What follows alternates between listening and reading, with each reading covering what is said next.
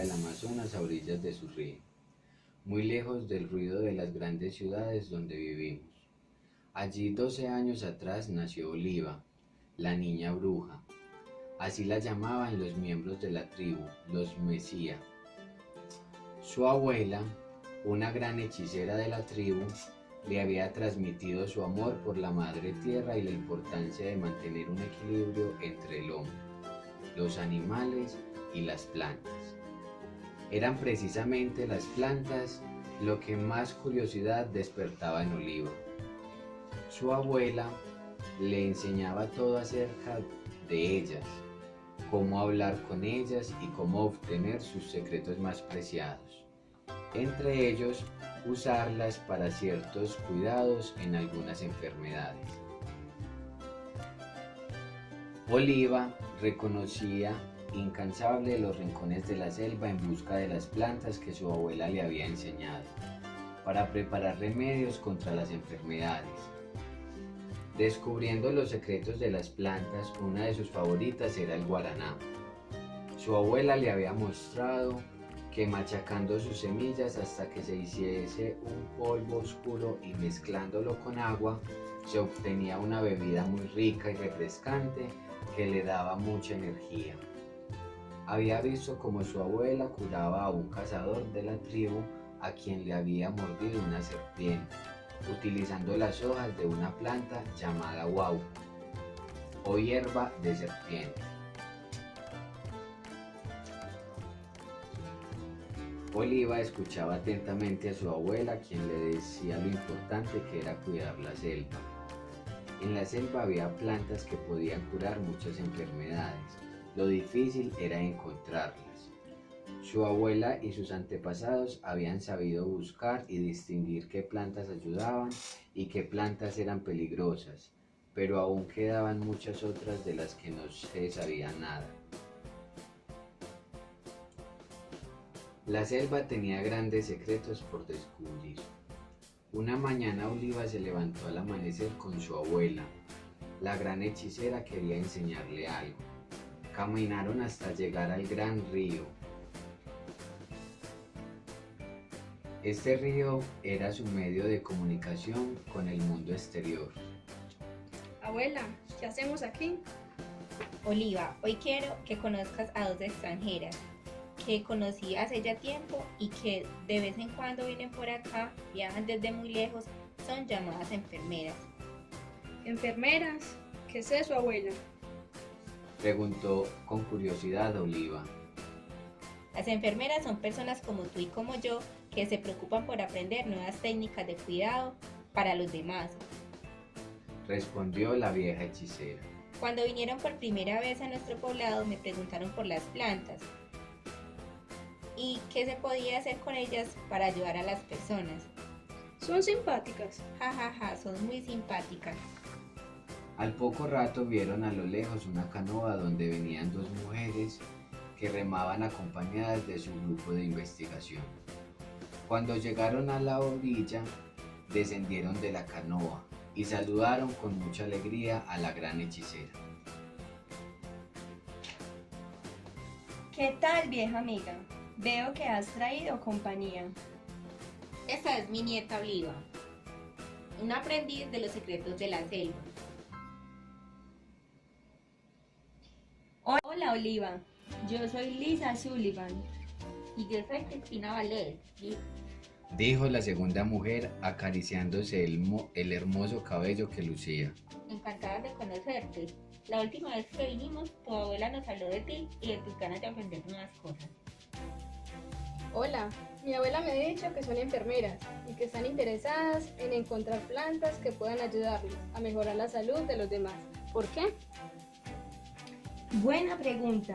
Queremos descubrir nuevos manejos con plantas medicinales que ayuden a curar enfermedades y mejorar la asistencia de nuestros pacientes a partir de nuestros cuidados. Descubrir nuevos manejos con plantas, cuidados. Preguntó Oliva con los ojos muy abiertos. Nosotras trabajamos haciendo investigaciones sobre la evolución, desarrollo y práctica de los cuidados, los cuales arrastran consigo una tradición que se remonta al origen de los pueblos. La naturaleza muchas veces nos da ideas novedosas que ayudan a actualizar los cuidados. Qué interesante. Me gusta mucho lo que pone en tu camisa. Exploradoras. Somos las exploradoras de la selva, como tú, Oliva.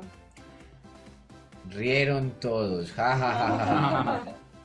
Lisa se dirigió a la gran hechicera y le dijo: Amiga, necesitamos tu ayuda para encontrar aquella planta de la que nos hablaste y que utilizaste para bajar la fiebre de un cazador de tu tribu, a quien había mordido una serpiente. Nos gustaría estudiarla. Esa planta es muy difícil de conseguir. Se encuentra en la cueva de la Gran Cascada. Yo ya estoy muy vieja para llegar allí, pero Oliva las guiará. La cueva estaba en un lugar muy oculto de la selva y pocos la conocían. Tras 4 horas caminando llegaron a la gran cascada.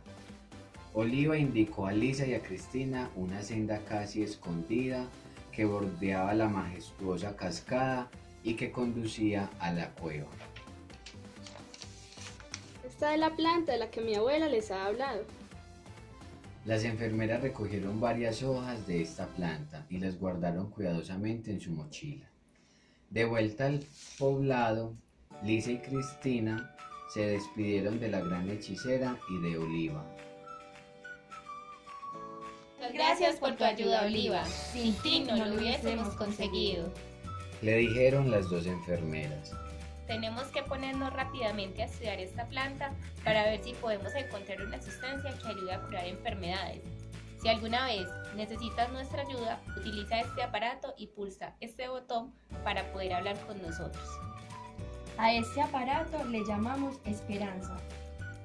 Oliva lo guardó en su pequeña bolsa como si fuera un tesoro, mientras observaba a las enfermeras y a su grupo remar río abajo en su canoa de madera. Ha sido muy valiente al guiar a nuestras amigas por la selva, que es tan peligrosa. Me voy a mi choza, ha sido un día muy largo y necesito descansar. Le dijo tosiendo: en la mañana haremos un viaje. Sí, abuela, descansa. No tienes buena cara y esa tos te la tienes que cuidar. A la mañana siguiente, Oliva se presentó muy temprano en la choza de su abuela. Abuela, abuela, despierta. ¿A dónde nos vamos? Mucho has madrugado, Oliva. Pero adelante, vamos, tengo algo que contarte. Mientras caminaban, se detenían un momento. La abuela no se sentía bien. Déjame, me siento un rato en este tronco. He pasado una mala noche. Tu abuela se hace vieja. Bueno, Oliva, como te dije, hoy vamos a hacer un gran viaje. ¿Cómo, abuela? Aquí no hay de esas máquinas que en la ciudad llaman aviones. La abuela sonrió y le condujo a lo más profundo de la selva. Caminaron y caminaron hasta llegar a una pequeña choza, que en la selva se llamaba Maloca. Cuando pasó al interior de la Maloca, Oliva se dio cuenta de que en el centro había un gran tambor.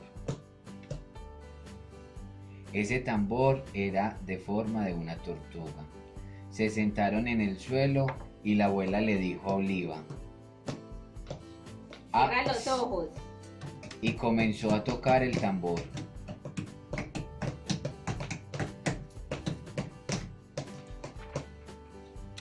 Era un sonido muy agradable que retumbaba en la selva.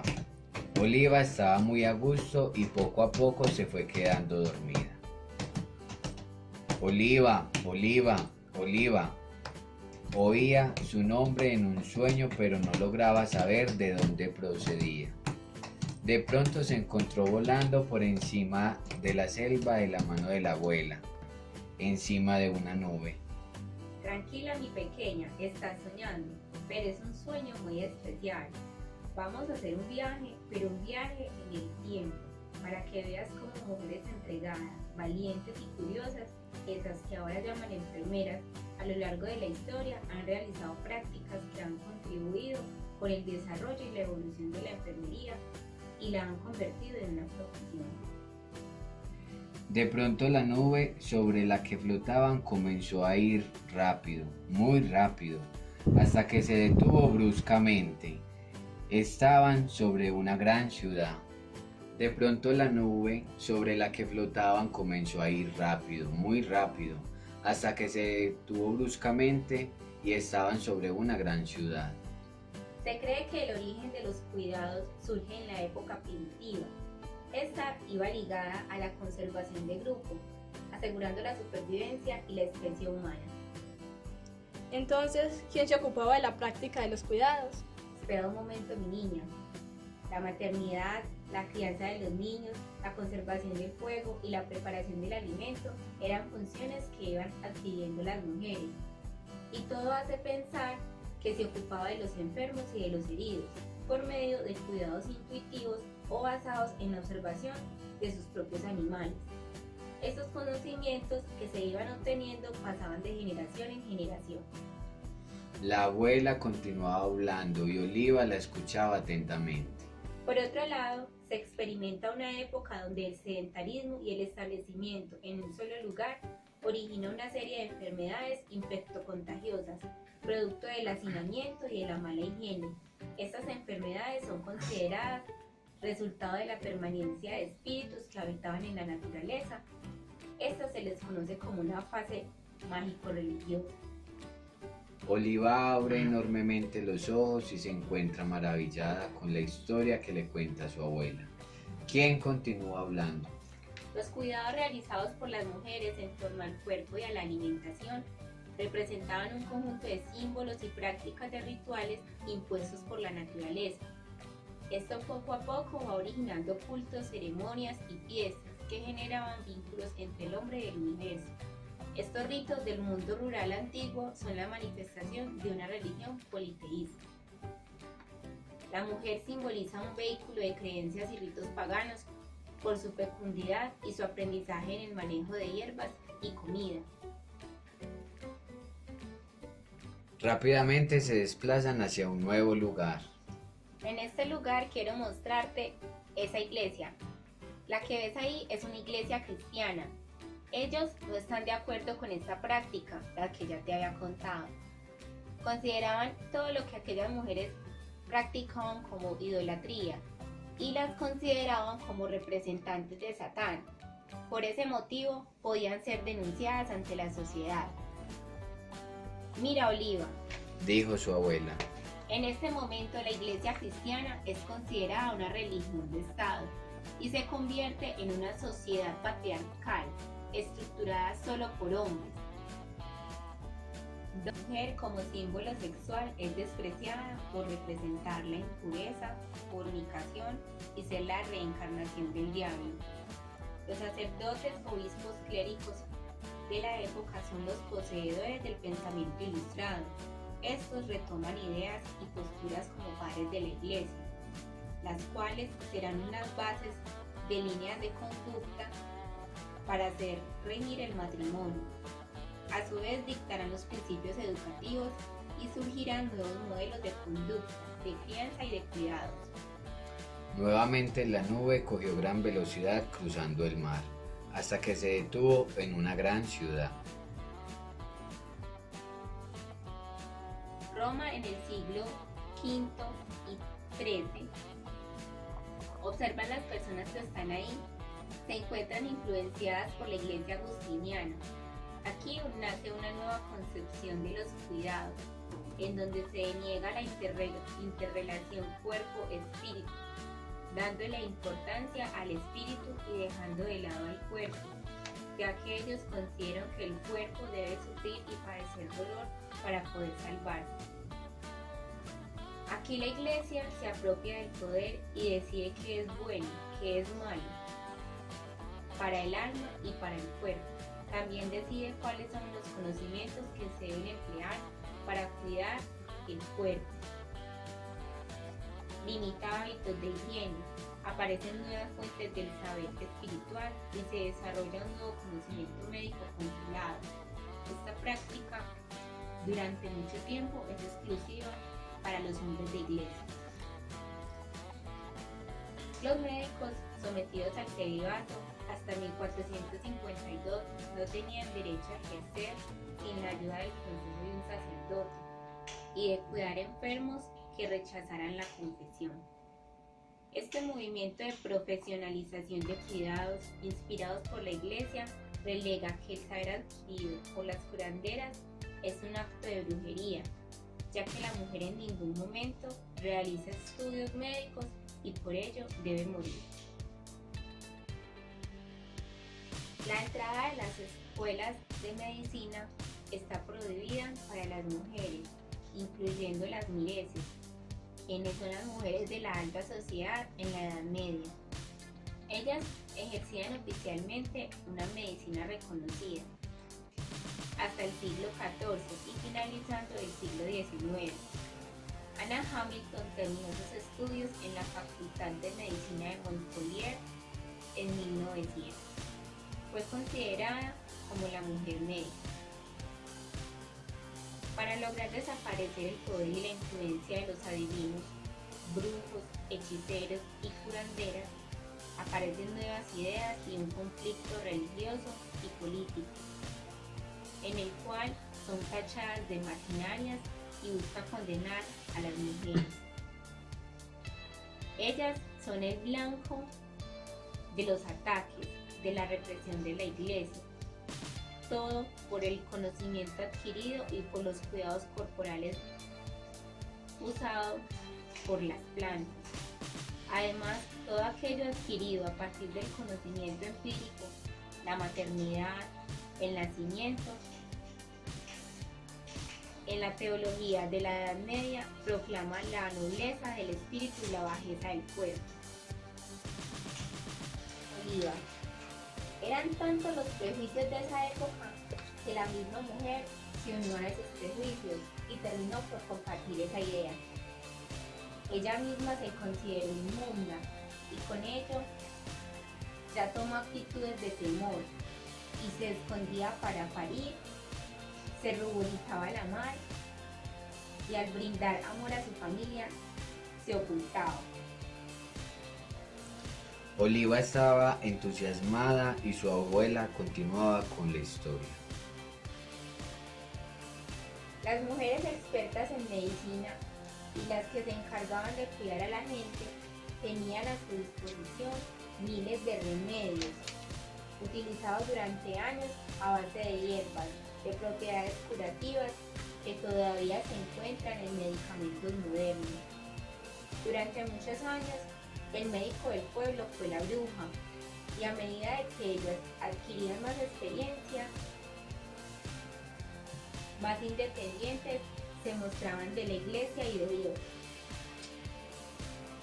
Cada vez sus cuidados fueron siendo más eficaces y eran considerados una interferencia maldita entre el plan de Dios, ya que moralmente solo se hacían efectivos por la actuación de demonios. Todos estos ataques al orden decidieron erradicar toda superstición campesina, denominado como un suceso demoníaco a todo aquello que para los aldeanos fuera una concepción mágica.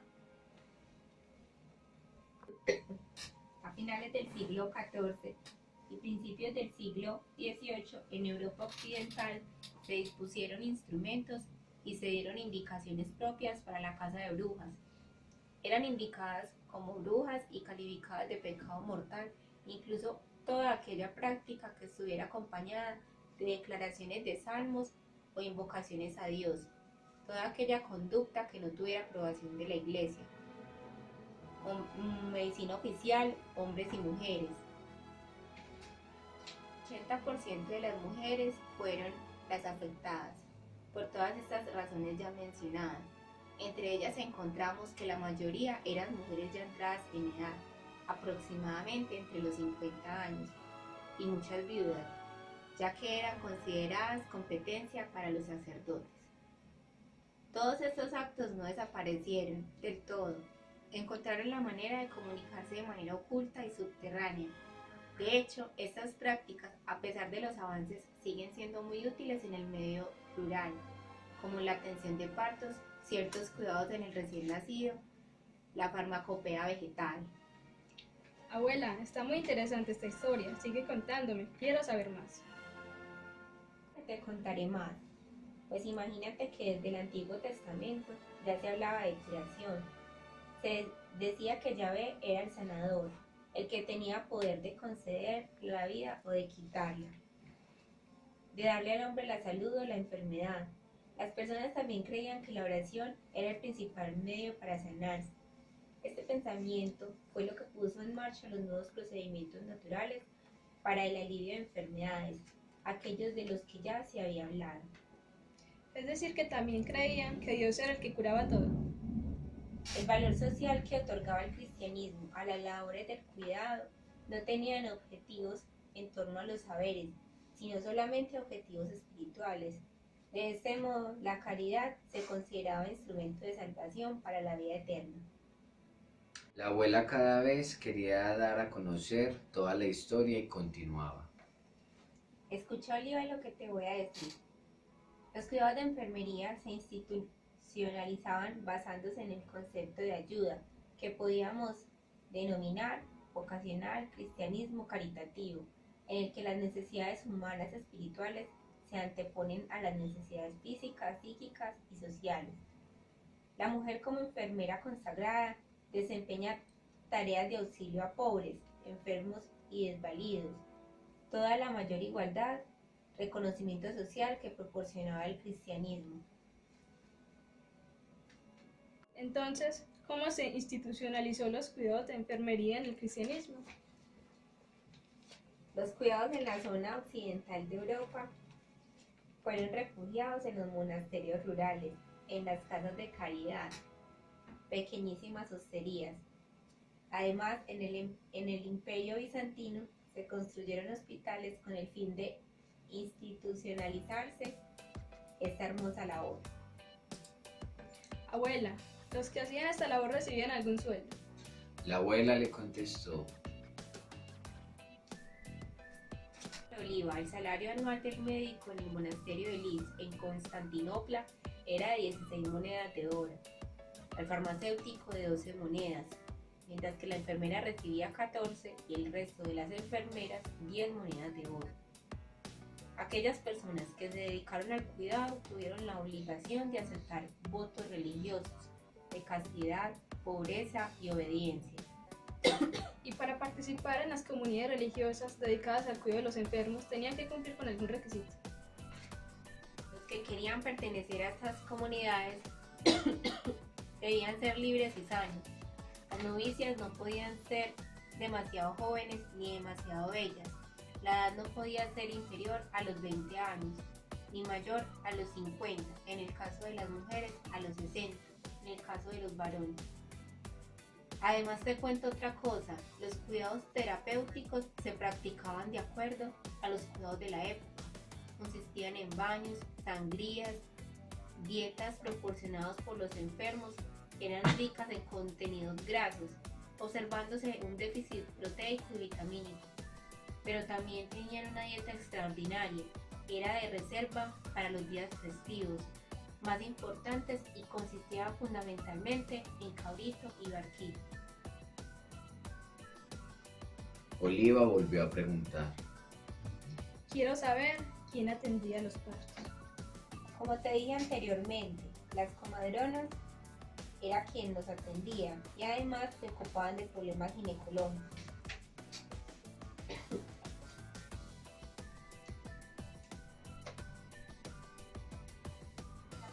O la comadrona ha sido de gran trascendencia y ha generado varios sentimientos en torno a ella: respeto, rechazo y miedo, especialmente si se asocia a la magia y a la brujería.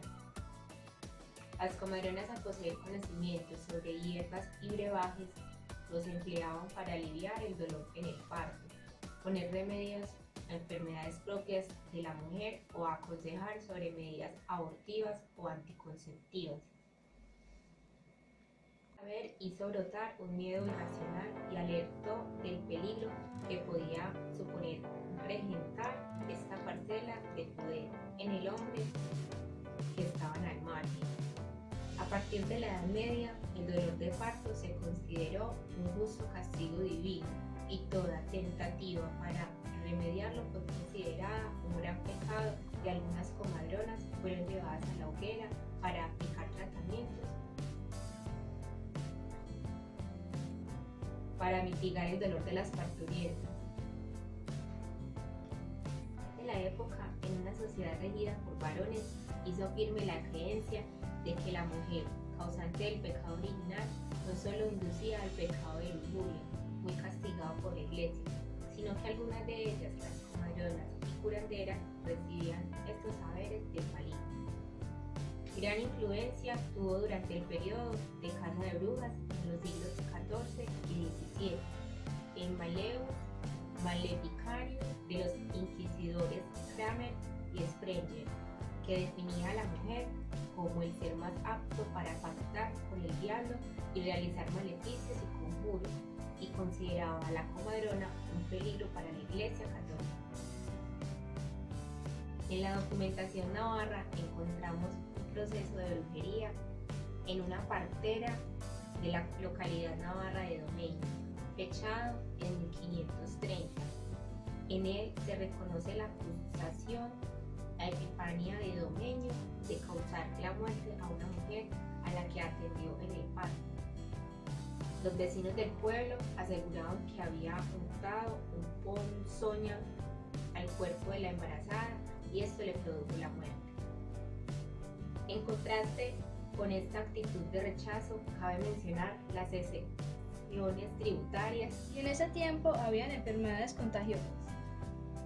pues la lepra fue la más contagiosa durante la Edad Media y otra denominada la peste negra. Pero solo el leproso contó con establecimientos hospitalarios dedicados a sus cuidados. Además, el principal medio profiláctico era el aislamiento. También, Oliva, quiero contarte que estas personas atendidas en la primera leprosería conocida como Saint o Jan, donde estas instituciones estaban rodeadas de una extensión rural, cultivada por los propios enfermos, donde también ellos hacían una vida común, con refectorio y dormitorios colectivos. Los leprosos debían vestir tejidos de color gris, con calzas, capuchón y guantes. El terror que provocaba esta enfermedad desembocó acontecimientos de persecuciones, ostracismo social, pero al no cesar la epidemia, muchos hombres fueron quemados y muchas mujeres empedradas. Leproserías tan solo se le aplicaban cuidados de enfermería como remedios caseros que aliviaban los dolores. No era una cosa nueva, pero fue impuesta por San Francisco de Asís. Confirmada la existencia institucionalizada de los cuidados enfermeros, se constata como un saber, a pesar de que entre sus objetivos no estaba la profesionalización. Además, Oliva, quisiera compartirte algo más si deseas. Claro, abuela. Durante este dulce sueño he estado maravillada con toda esa bonita historia, porque estoy conociendo más sobre la labor de todas las mujeres enfermeras. Así es, mi hermosa aprendiz. Te contaré lo que sucedió con un grupo de mujeres llamadas beguinas. Beguinas, abuela, ¿quiénes son estas mujeres? Las beguinas Oliva nacieron en la diócesis de Lieja y se extendieron por Flandes, el norte de Francia y sur de Alemania. Ellas se organizaban en celdas cerca de un hospital, abadía o leprosería, tomando el voto de castidad, pero no de forma solemne, por lo que conversaban sus derechos sobre la propiedad privada. Ellas trabajaban para mantenerse y podrían contraer matrimonio. Ellas fueron también sospechosas de desviarse de la ortodoxia romana, ya que no tenían reglas formales ni estaban bajo el control del clero parroquial, y fueron castigados bajo la pena de excomunión, excepto a las que vivieran juntas en los hospicios y se dedicaran a la penitencia. Ellas se dedicaban a enseñar cómo cuidar a los enfermos, pero la Iglesia utilizaba esto en contra de ellas, pensando que esto fomentaba la seducción. Pero esta asociación femenina desarrolló una primitiva organización de enseñanza enfermera organizada, considerando el cuidado como una labor más de la tarea doméstica a realizar por la mujer. Y bueno, Oliva, ¿qué te pareció este fragmento de la historia? Genial, abuela. Me encanta conocer sobre estas mujeres que de alguna manera hicieron crecer los cuidados para un futuro. En un abrir y cerrar de ojos, la nube se transportó una vez más. La nube se movió, pero esta vez mucho más rápido.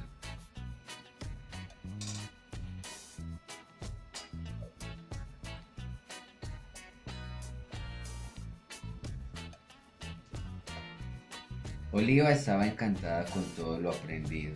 De pronto sintió un grito y era su abuela. Oliva, Oliva, despierta. Oliva se despertó de ese sueño maravilloso que había tenido y en ese mismo momento se dio cuenta de que algo no iba bien.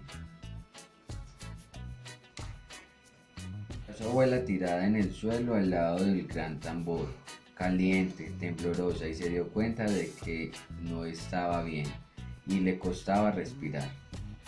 Abuela, ¿qué te pasa? Oliva, no me siento nada bien, no puedo respirar y tengo escalofríos. Su abuela tenía mucha fiebre, estaba temblando. Abuela, abuela, voy a pedir ayuda, vengo enseguida. Oliva salió corriendo de la maloca hacia el poblado que le ayudasen. Al cabo de un rato, el jefe y varios miembros de la tribu llegaron con Oliva a la maloca. Cogieron a la vieja hechicera y la llevaron al poblado, poniéndola en su choza. La fiebre le había subido y le habían aumentado su dificultad. Cogieron a la vieja hechicera y la llevaron al poblado, poniéndola en su choza. La fiebre le había subido y le había aumentado su dificultad para respirar. Abuelita, te pondrás bien. Dijo Oliva muy nerviosa, mientras machacaba unas semillas de guaraná para mezclarlas con agua y dárselas a beber a su abuela. Pero la vieja hechicera no mejoraba. Oliva estaba muy asustada. Los miembros de la tribu miraban a Oliva como si únicamente ella pudiera hacer algo para salvarla. Por primera vez, Oliva se dio cuenta de que ninguno de los remedios que la salvaba funcionaba. Era como si tuviese una gran infección, tal y como le había enseñado su abuela, pero no podía controlarla. No sabía qué hacer, estaba desesperada y rompió a llorar. Ay, abuelita, no quiero que te mueras, porque tuvo que haber pasado esto. Tranquila, Oliva, tú puedes lograrlo. Le dijo el jefe de su tribu tocándole cariñosamente el hombro. Eres nuestra única esperanza. De pronto Oliva se acordó de algo. Esperanza, eso es. Ese era el nombre del aparato que le había regalado Lisa y Cristina para cuando necesitase ayuda. Rápidamente Oliva sacó de su bolsa aquella extraña máquina y pulsó el botón tal y como le habían dicho. A los pocos segundos pudo escuchar sorprendido lo que del aparato salía de la voz de Lisa. ¿Qué ocurre, Oliva? Lisa, por favor, necesito de su ayuda. Mi abuela es enfermada. Tiene una fiebre muy alta y apenas puede respirar. Y mis remedios de la selva no funcionan. Tranquila, Oliva. ¿Puede hablar tu abuela? Oliva acercó el aparato a su abuela. Abuela, Elisa, quiere hablar contigo. Hola, Lisa. Balbuceó la abuela. Hola, amiga mía. ¿Qué te sucede? Descríbeme los síntomas. Tengo mucha fiebre, no puedo respirar bien, me duele mucho el pecho, siento que mis pulmones no funcionan muy bien. Dijo la hechicera hasta que se desmayó. Oliva cogió el aparato y dijo. La se ha desmayado, Lisa. La fiebre es muy alta. No te preocupes, Oliva. Vamos para allá. El sonido se cortó de repente y Oliva soltó el aparato asustada. Oliva estuvo toda la tarde y la noche cuidando a su abuela, hasta que se quedó dormida de agotamiento. Cuando los primeros rayos del sol de la mañana caían sobre la selva, Oliva se despertó sobresaltada por un ruido estruendoso que provenía del gran río. Todo el mundo se dirigió hacia allí. Oliva, asombrada, observó una gran máquina voladora que nunca había visto antes. Era esa máquina de la que su abuela le había hablado, que era un avión. Son nuestras amigas, Lisa y Cristina. Lisa y Cristina bajaron del avión con unas cajas en sus manos. Traían toallas, recipientes y medicinas del mundo moderno para curar a su abuela. Rápidamente se dirigieron a la choza de la abuela para darle un medicamento llamado antibiótico. Oliva estaba muy contenta, habían llegado a tiempo. El medicamento y los cuidados proporcionados por las enfermeras poco a poco comenzaron a hacer efecto. Y en las siguientes horas la vieja hechicera empezó a sentirse mejor. Oliva, Lisa y Cristina se abrazaron de alegría. ¡Lo hemos conseguido! Oliva, ven, siéntate a mi lado. Como sé que tu abuela ha estado contándote pequeños sucesos de la historia en la enfermería, quiero hablarte de algunos momentos que también han sido muy importantes. Por ejemplo, el vestido que llevamos. ¿Ves que es blanco? Te voy a contar desde dónde viene y qué representa. Como acto de liberación social, las mujeres escapaban del matrimonio y, liberándose del dominio familiar y conyugal, eligen la virginidad, no tener hogar, y se unen a las viudas para dedicar su tiempo a los pobres y a los desgraciados. Poco a poco se convierte en una función social, agrupándose con frecuencia en pequeñas comunidades y unidas a los primeros padres de la iglesia. Se comprometen de por vida con su virginidad en un voto de castidad, recibiendo el nombre de vírgenes consagradas, las cuales dedicaban su vida a Dios entregándose a sus obras. Como consecuencia, se presentó un acto de renuncia a la virginidad, como un giro decisivo en la orientación de la vida eclesiástica. Sumado a ello, Cesario expresa que las vírgenes deben llevar un buen aseo y no utilizar aderezos, por lo que el vestido ya no puede ser igual a otras personas. Y surge la primera regla para el monasterio de mujeres, implantado en Galia en el 513, donde todas llevan hábitos iguales blancos, fabricados por la comunidad y desprovistos de ornamentos. Dice también que una Virgen de Cristo debe tener un corazón humilde, un rostro pálido y sin cuidar, con baños frecuentes, reservada al hablar. Todos estos actos encaminados al rechazo del cuerpo, fuente de impureza, y por la sumisión al espíritu, excepto algunos principios de higiene, los cuales fueron modificados por las religiosas. Esas religiosas reciben una carta de Yves de Chartres, quien invita a las monjas a tener cualquier otro tipo de actividad, oración, lectura, labores, para evitar malos pensamientos y vagabundos. La ociosidad, el reposo y el descanso originan pecado. Por otro lado, en la misma carta les aconseja evitar las conversaciones con los hombres, exceptuando aquellos que su caridad y que por vocación lo necesitan. La incitación a la prudencia, a mantener su pureza como virtud de la virginidad, acentúa el distanciamiento y luego la ruptura con el mundo exterior, precediendo al enclaustramiento definitivo. Déjame, Lisa, quiero aportarte algo más. Mira, Oliva, con todo esto que te cuenta Lisa, aparecen en la historia varios grupos de mujeres, quienes de alguna manera querían seguir extendiendo tarea tan bonita. Las mujeres consagradas, confusión curativa, ellas atendían a la población rural, conservando las prácticas curativas y ejerciéndolas en las iglesias o en los hospitales. Por otro lado, se encargaban de la educación de las niñas de la época. En el siglo XI nace otra agrupación de mujeres, como las beguinas. Creo que tu abuela ya las había mencionado.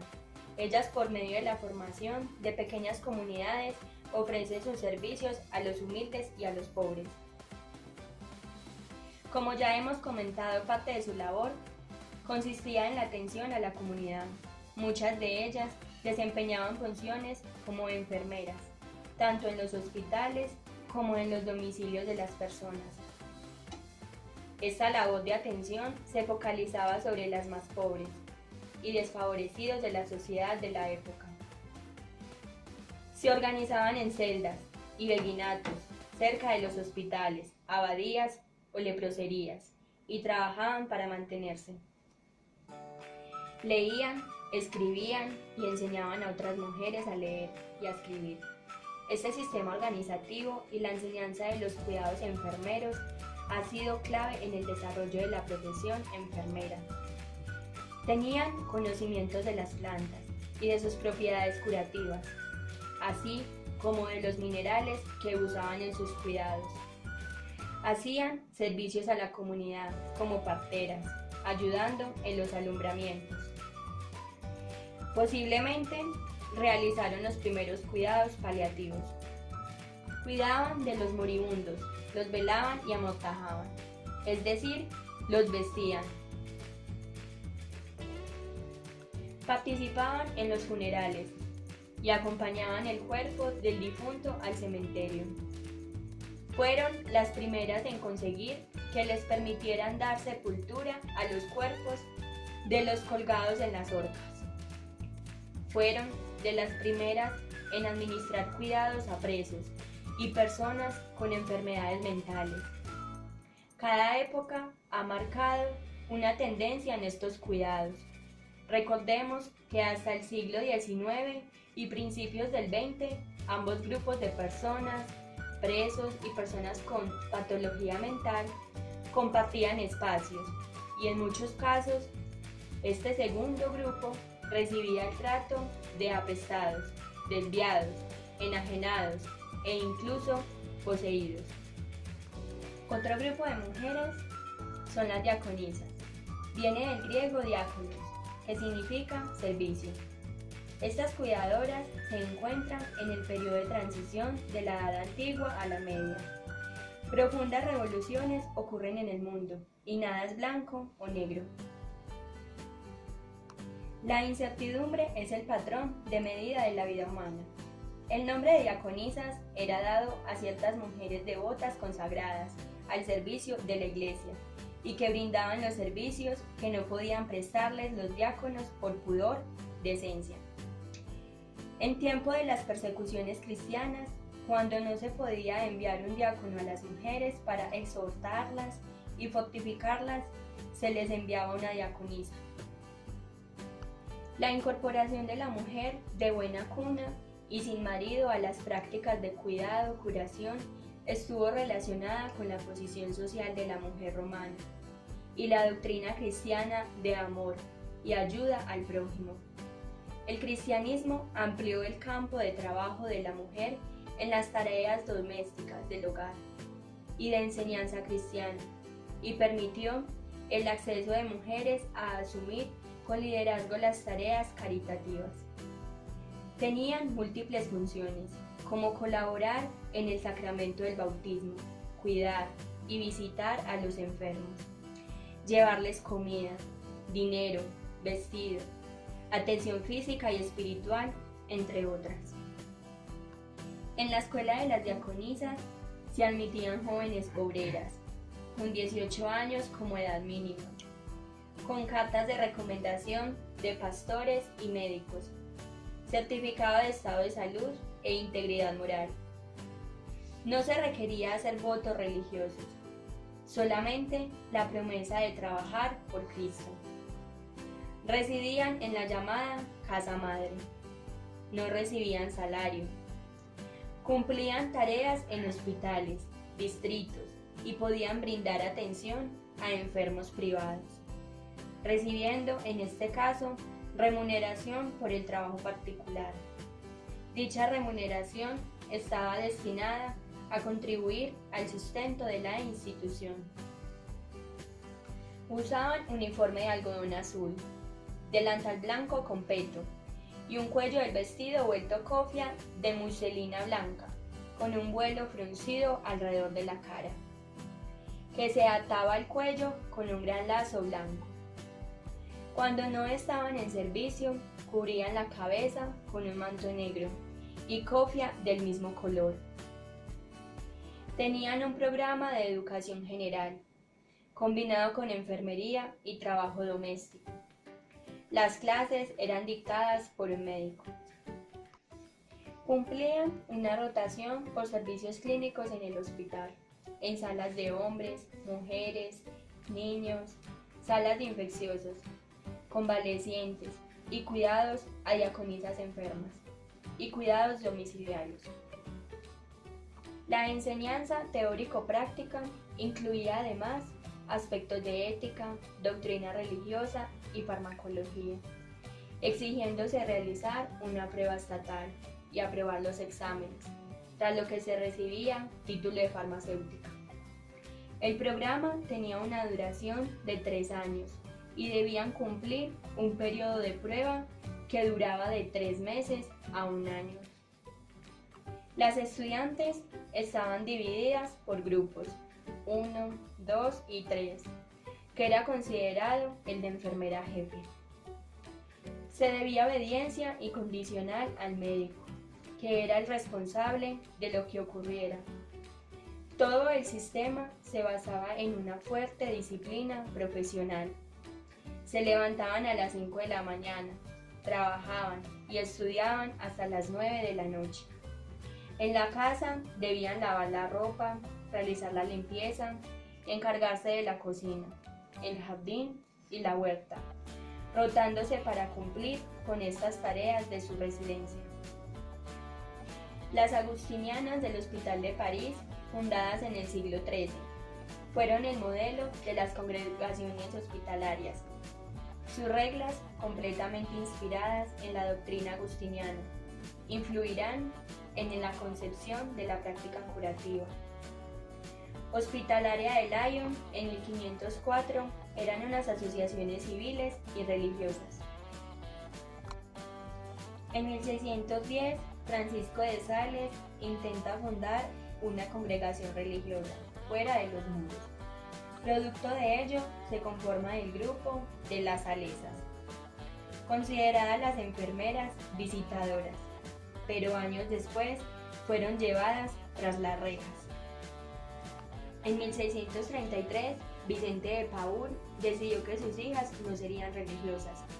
Por lo tanto, las hijas de la caridad iniciaron una vida muy diferente a la del modelo monástico.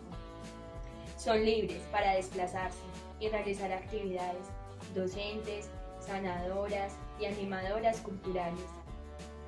Con la imagen de las hijas de la caridad, las hijas de la Cruz de Puy en 1672, las hijas de la sabiduría en 1715 y las hermanas Saint-Paul de Chartres 1965. Implantaron en los barrios pobres el dispensario escuela y quienes entraron en el medio rural se convirtieron en una figura local de referencia y consejo. Las hijas de la caridad son un modelo y actuando como figuras legendarias se dedicaron sin preocupaciones, sin críticas y sin vigilancia a algunas tareas realizadas en hospitales, pero mayoritariamente en los barrios pobres. Son las grandes proveedoras de cuidados a domicilio. Con ellas surge un nuevo concepto, otra imagen, la mujer enfermera, considerada como un auxiliar del médico. Surge una valoración social para la práctica de los cuidados de las mujeres consagradas. Su modelo de identificación se basa esencialmente en los valores morales y religiosos que definen el papel de la mujer en la sociedad. El cuidado del cuerpo es posible, pero de manera muy precisa, principalmente porque es el soporte de los cuidados espirituales. Se cuida el cuerpo por caridad, pero también porque cuidando su cuerpo se puede ayudar a salvar el alma. Basándose en el dualismo platónico, integrado por los padres de la Iglesia, se disocia el cuerpo del espíritu, por lo que habrá cuidados espirituales que sean prioritarios y dar en una razón de ser los cuidados del cuerpo que son su soporte. Los cuidados del alma serán delegados a los religiosos, los cuidados concretos y prácticos que requieran contacto de manos serán tomados por personal subalterno de Florence Nightingale en la visita al hospital de París en 1852. Entraba la noche y después de esta larga conversación todos se disponen a descansar. Al día siguiente la vieja hechicera, aunque algo débil, ya podía ponerse en pie. Las grandes amigas enfermeras, viéndola que se había recuperado, deciden volver a la ciudad y se despiden con un grande abrazo de Oliva y de la abuela. Abuela, me siento tan feliz con todo lo que me han enseñado. Lo importante es estudiar para descubrir cómo puedo ayudar a cuidar a la gente enferma y todas las hazañas por las que tuvieron que pasar mis amigas las enfermeras. Le dijo Oliva muy contenta. Los remedios y bebidas que hacemos con las plantas o animales de la selva funcionan muy bien, pero muchas veces no son suficientes y hace falta los conocimientos por los que ellas han luchado, los cuales he visto en mi sueño. Muy bien lo que el sueño mágico quería enseñar. Y además me ha salvado la vida a mí. Seguramente así serás con otras personas. Te has ganado el respeto de nuestra tribu, mi joven aprendiz. Le dijo la vieja hechicera abrazándolo.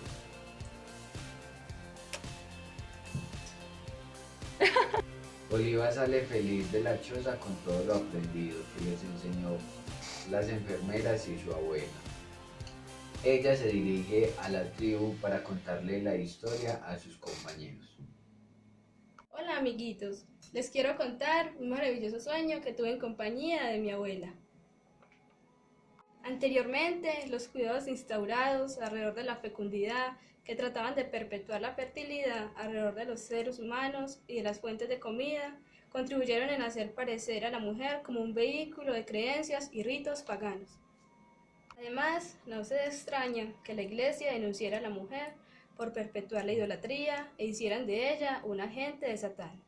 Desde el inicio del cristianismo, el pensamiento paulinista, marcado por influencias del platonismo y por la relajación de las crueles costumbres de Corinto, contrapone el alma al cuerpo, siendo el cuerpo la prisión del alma, el obstáculo de su caminar hacia lo divino. Se creía que la verdadera realidad del hombre era el alma, no podía ser el cuerpo, siendo éste y sus actividades objeto de desprecio, sobre todo las pasiones y los deseos de perturbar la serenidad del espíritu. Bien, anteriormente la Iglesia se apropiaba del poder de elegir lo que es bueno o malo para el alma y para el cuerpo, y decidían los conocimientos que se debían utilizar para cuidar y limitaban los hábitos de higiene. A partir de las fuentes del saber espiritual, se desarrolló un nuevo cuerpo de conocimiento médico, en el principio bajo los pronósticos de la Iglesia. Además aprendí que anteriormente las mujeres no tenían ningún derecho, y cuando eran solteras y vírgenes, junto con las viudas, dedicaban todo su tiempo a los pobres y a los desgraciados, lo que después se fue convirtiendo en una función social, como lo fue el diaconato, que se fue practicando en el medio urbano.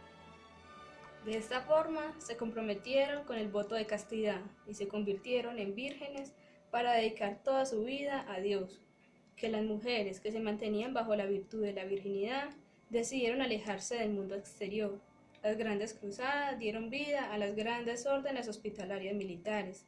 Las actividades hospitalarias fueron anexas a la vida conventual. Recuerdo que finalizando el siglo XI empezaron a nacer algunos grupos de mujeres llamadas beguinas, agustinianas y salesas. Las beguinas se extendieron en Francia y en Alemania. Se dedicaban a enseñar cómo cuidar los enfermos. Consideraban el cuidar como una labor doméstica. En esos tiempos, la práctica de cuidados se basó en valores religiosos. Esos fueron los que definieron el papel de la mujer en la sociedad. Los cuidados administrativos por mujeres consagradas no fueron evaluados financieramente, ya que esas mujeres estaban consagradas a Dios, a la iglesia y a los pobres. Toda su labor era gratuita. El pensamiento sobre salud e enfermedad pone en marcha nuevos procedimientos naturales que contribuyeron al alivio de enfermedades. El valor social que otorgó el cristianismo a las labores del cuidado solo tenían objetivos espirituales. De esta forma, los cuidados enfermeros fueron considerados instrumentos de salvación para la vida eterna. Los cuidados se constitucionalizaron basándose en el concepto de ayuda, que lo denominó como una vocación cristiana. Las mujeres que eran consagradas desempeñaban tareas de auxilio a pobres y enfermos. La tarea principal de las mujeres estaba dirigida hacia los más necesitados, como ejercicio de caridad. La humildad hizo que la enfermería fuera la única de las profesiones que por falta de una tradición metodológica no alcanzara el estatus adecuado y necesario para subir a la categoría de disciplina. Las mujeres aspirantes que querían pertenecer a las comunidades religiosas debían cumplir con unas condiciones, que no debían ser casadas y tampoco estar muy jóvenes, y tenían que ser mayores de los 20 años. En esa época aparecieron enfermedades contagiosas, y una de ellas fue la lepra. Solo el leproso contó con establecimientos hospitalarios, y que esa enfermedad era considerada castigo divino. San Francisco de Asís fue el que impulsó el cuidado hacia los leprosos. Los rechazaban y le tenían miedo, y a ellos le aplicaban remedios caseros para aliviar las dolencias. Gracias a todas las luchas del cuidado de enfermería, se volvió muy importante, porque beneficia a todas las clases sociales sin exclusión alguna. Aprendí que la profesión de enfermería tuvo que pasar por muchas etapas, de las cuales se aprendieron muchas cosas por medio de la experiencia. Y si no se hubiera pasado por todo eso, los cuidados no serían como son hoy en día. Iba después de contar su gran historia a los compañeritos, regresa donde su abuela con el pensamiento de ser una gran enfermera en su vida. Gracias por la atención.